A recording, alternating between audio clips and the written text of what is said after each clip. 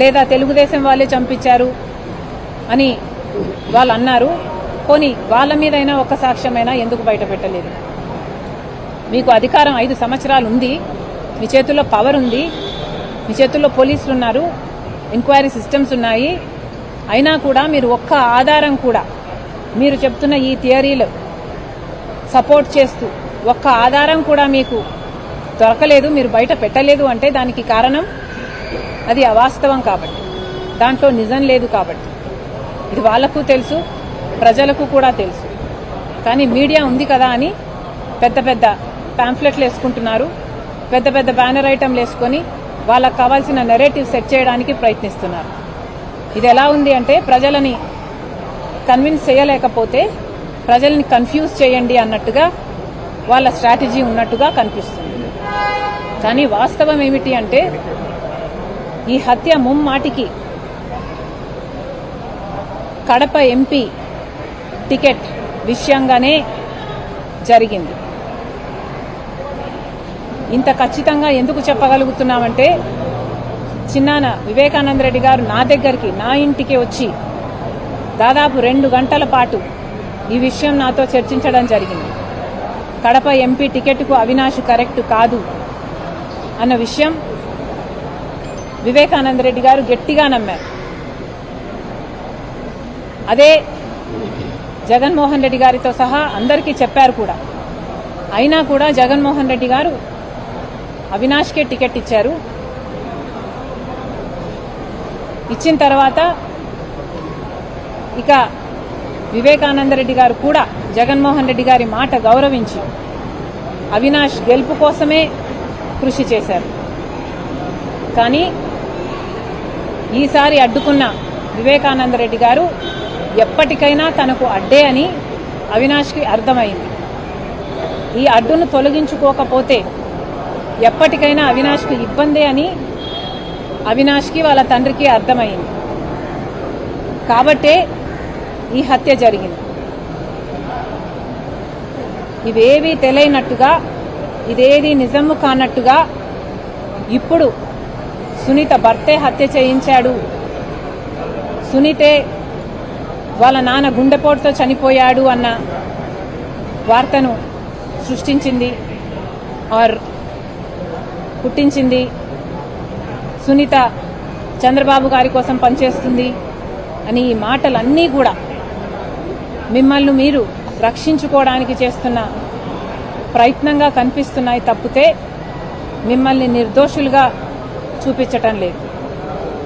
ఈ రోజు వరకు కూడా సునీతకు ప్రాణహాని ఉంది అని తెలిసి కూడా సునీత ధైర్యంగా, మహిళ అయినా ఒంటరిగా ఈ పోరాటం చేస్తుంది. న్యాయం కోసం, తన తండ్రి మరణం వెనుక ఉన్న నిజం కోసం అలుపెరగకుండా ఇంత పోరాటం చేస్తుందే. కనీసం అన్నగా జగన్మోహన్ రెడ్డి గారికి వీసంత కనికరమైనా లేదా? మీ మనస్సాక్షిని అడగండి, నిజమేదో. అసలు సునీత, చిన్నమ్మ బాధితులు కాదా? మరి వాళ్ళకు చూపించాల్సింది కనికరం కాదా? అలా కాకుండా బాధితుల పక్షాన నిలబడకుండా నిందితుల పక్షాన నిలబడ్డారు మీరు అంటే ఇది రాజశేఖర రెడ్డి గారి బ్రతికే ఉండుంటే ఎంత బాధపడేవారో మా అందరికీ తెలుసు. చంద్రబాబు గారిని కలిసింది అని మీరు ఇంతగా ఆరోపిస్తున్నారే సునీతను. అసలు చంద్రబాబు గారిని సునీత ఎందుకు కలిసింది? మీరు న్యాయం చేయలేదు కాబట్టి కదా కలిసింది. మిమ్మల్ని సిబిఐ వేయండి అన్నా అని మిమ్మల్ని అడగలేదా? అడిగినప్పుడు మీరు సిబిఐ ఎంక్వైరీకి ఒప్పుకునుంటే, న్యాయం పక్షాన నించునుంటే అసలు సునీత ఎందుకు విభేదించాలి? ఎందుకు బయటికి వెళ్ళిపోవాలి? ఎందుకు ఇంత పోరాటం చేయాలి? ఎందుకు చంద్రబాబు గారి గడప తొక్కాలి? ఈరోజు సునీత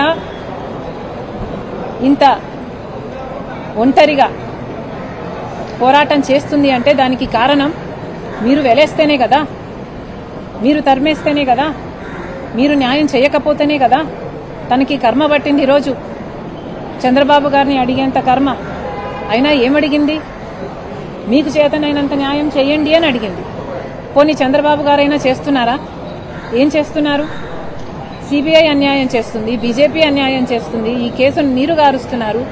చంద్రబాబు గారు ముఖ్యమంత్రిగా ఆడబిడ్డ కోసమైనా న్యాయం జరిపించండి అని బీజేపీని, సిబిఐని అడగాల్సిన బాధ్యత, డిమాండ్ చేయాల్సిన బాధ్యత ముఖ్యమంత్రిగా చంద్రబాబు గారికి లేదా? మరి చేశారా? ఈరోజు సునీత న్యాయం కోసం తట్టని తలుపు లేదు, ఎక్కని గడప లేదు, ఎక్కని మెట్టు లేదు. అసలు నిరంతరం 7 ఏళ్ళు అయింది. నిన్న మొన్నటికి మార్చి 15కి 7 ఏళ్ళు అయింది. ఇంతవరకు న్యాయం జరగలేదు. ఇంకా పోరాటం చేస్తూనే ఉంది, చేస్తుంది. తన ప్రాణం ఉన్నంత వరకు చేస్తుంది. అంత గట్టిగా నిలబడ్డ ఆడబిడ్డ మీద ఇంత దారుణంగా మీకు మీడియా ఉంది కదా అని మాట్లాడడం అన్యాయం అని మీకు అనిపించడం లేదా? వాళ్ళ సొంత నాన్న హార్ట్అటాక్తో చనిపోయారు అన్న వార్త సునీత పుట్టించిందా? సాక్షి పుట్టించలేదా? మీకు పాత్ర లేదా? అవినాష్ కాదా అక్కడ ఉన్నది లోకల్గా? సునీత వివేకానంద రెడ్డిని చంపింది సునీత భర్తన.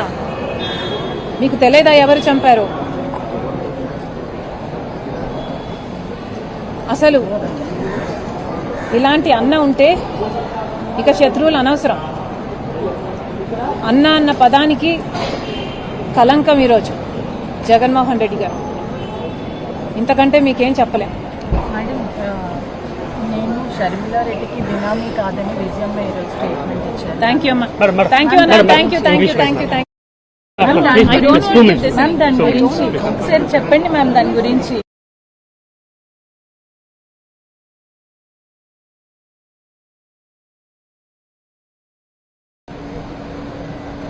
ఇది చాలా అన్యాయంగా మాట్లాడినట్టు నాకు అనిపించింది. మా కుటుంబానికి కూడా చాలా బాధేసింది. మీడియా ఉంది అన్న అహంకారంతో ఏది మాట్లాడినా చెల్లుబాటు అయిపోతుంది అనుకుంటున్నారు. పలుకుబడి ఉంది అన్న అహంకారంతో ఎన్ని నేరాలు చేసైనా తప్పించుకోవచ్చు అనుకుంటున్నారు. డబ్బు ఉంది అన్న అహంకారంతో సోషల్ మీడియాలో వాళ్ళ సైతాన్ సైన్యం చేత ఎవరినైనా వ్యక్తిగత హననం చేయటానికి సిద్ధపడ్డారు. ఇది ఎంత దారుణంగా ఉంది అన్నది ఒకసారి వాళ్ళే ప్రశ్నించుకోవాలి. అవినాష్ రెడ్డి గారు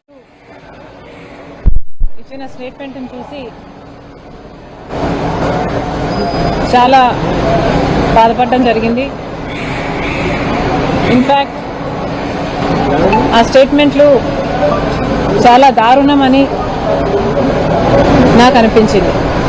ఎందుకంటే ఆయన మాట్లాడిన మాటలు